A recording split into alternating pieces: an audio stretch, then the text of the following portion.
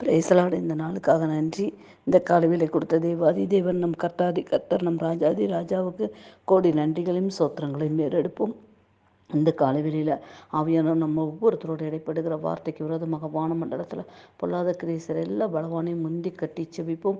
இந்த காலவெளியில் கர்த்தர் கொடுக்குற வார்த்தை 1 நாளாகமம் 22ஆம் அதிகாரம் 16ஆம் வசனத்திலும் 19ஆம் வசனத்திலும் ஆவியானவர் பேசுகிறார். பொன்னுக்கும் வெள்ளிக்கும் வெண்கலத்துக்கும் இரும்புக்கும் கணக்கில்லை.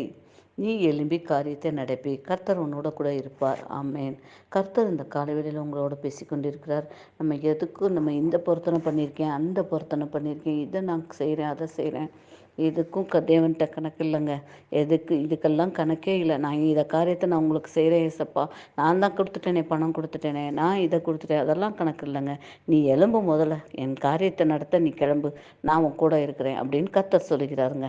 நீங்கள் எத்தனையோ பொருத்தனை பண்ணியிருக்கலாம், நான் ஆண்டவருக்காக நிற்கிறேன்னு சொல்லியிருக்கலாம். உங்களுக்கு எத்தனை காரியங்கள் எவ்வளோ வேலை டைம் இருக்கலாங்க. 24 மணி நேரம் டைம் இருந்தாலும் நம்மளுக்கு ஃபுல் வேலை இருக்கலாம். ஆனால் ஒரு 5 நிமிஷம் உங்களோட இருதயத்தில் ஏசப்பாவை பற்றி பேசுங்களேன். உங்களுக்கு டைம் கொடுங்களேன். உலகத்துக்கோ பணத்துக்கோ புகழுக்கோ உங்களோட ஒரு அதிகாரிக்கோ நீங்கள் பயப்படுறவங்க, கர்த்தருக்கு ஒரு பயம் கொடுங்களேன். கர்த்தர் உங்களை எழும்பி காரியத்தை நடப்பவும் கூட வரேன்னு சொல்கிறாரு. அவருக்காக நீங்கள் என்ன செய்ய போகிறீங்க? கொஞ்சம் சிந்திச்சு பாருங்களேன். நம்ம எவ்வளோ நாள் எல்லாத்துக்காக ஓடிட்டோங்க. எசப்பாக்காக ஒரு நாள் நீங்கள் ஆண்டவருக்காக டைம் கொடுத்து பாருங்கள். எவ்வளவோ வாழ்க்கையில் என்னென்ன காரியமாக செய்யிருக்கேன். எவ்வளோ பணங்களை சம்பாதிக்க தேவன் கொடுத்துருக்கலாம். வெள்ளி வாங்கி கொடுத்துருக்கலாம், தங்கம் வாங்கி கொடுத்துருக்கலாம், எத்தனையோ வாங்கி கொடுத்துருக்கலாம். என் கூட பேசுகிறது தாங்க. உன் கூட நான் இருக்கேன். நீ எலும்பு காரியத்தை எலும்புங்க, போதுங்க, தூசியை உதறிட்டு எழும்பிடுங்க. இந்த கால வெளியில் உங்கள் கூட தான் ஆவியானவர் பேசுகிறாரு. உங்கள் கூட தாங்க பேசுகிறாரு. உங்கள் கூட தான் ஆவியானவர் பேசிக்கொண்டே இருக்கிறாரு. எழும்புங்க, காரியத்தை நடப்ப எழுப்புங்க. அதே 19ஆம் வசனத்தில் சொல்கிறார், இப்போது நீங்கள் உங்கள் இருதயத்தை உங்கள் ஆத்துமாவையும் உங்கள் தேவனாகிய கர்த்தரை தேடுகிறதற்கு நேராய் கர்த்தருடைய உடன்படிக்கையையும் பெட்டியையும் தேவனுடைய பரிசுத்த பனிமூட்டுகளையும் கர்த்தருடைய நாமத்துக்கு கட்டப்படும் அந்த ஆலயத்துக்கு கொண்டு வரும்படிக்கு நீங்கள் எழும்பி தேவனுடைய கர்த்தன் பரிசுத்த ஸ்தலத்தை கட்டுங்கள் என்றார். உங்களை கட்டுறது எதுக்கு எழுப்புறார் பார்த்தீங்களா?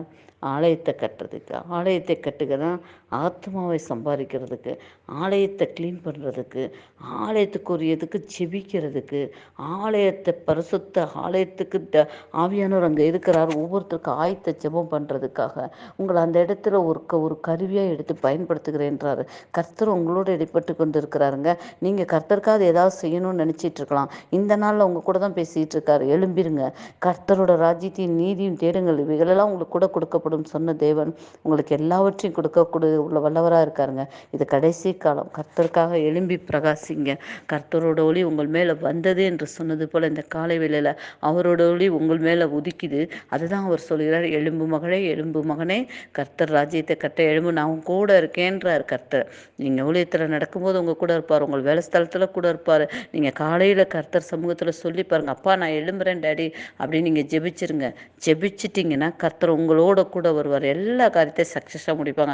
உங்களுக்குன்னு வைத்திருக்க தேவ தூதரை கொண்டு உங்களால் செய்ய முடியாத வேலையை கூட அவர் செய்து கொடுப்பாருங்க.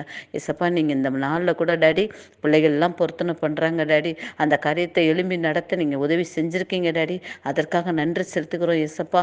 அப்பா ஒவ்வொருத்தரோடு நீங்கள் இடைப்பட்டிருக்கீங்க டாடி, அதற்காக நன்றி செலுத்திக்கிறோம் தகப்பனே. ஒவ்வொருத்தரும் எழும்பி கிருபையாக எழும்புவதற்கு தடையாக இருக்க எல்லா தடைக்கற்களும் என் தேவனாயோட நாமத்தை கொண்டு எடுத்து போடுவதற்காக நன்றி செலுத்திக்கிறோம் தகப்பனே. இயேசுவே என்று கூப்பிடும்போது நீர் பதில் கொடுக்க இறங்கி வந்து உதவி செய்வதற்காக நன்றி சொல்லி சோத்தரிக்கிறோம் சுவாமி ராஜா. அப்பா இந்த காலவேளை நீங்கள் இந்த விண்ணப்பத்திற்கெல்லாம் பதில் கொடுக்கறதுக்காக நன்றி ஆண்டவரே.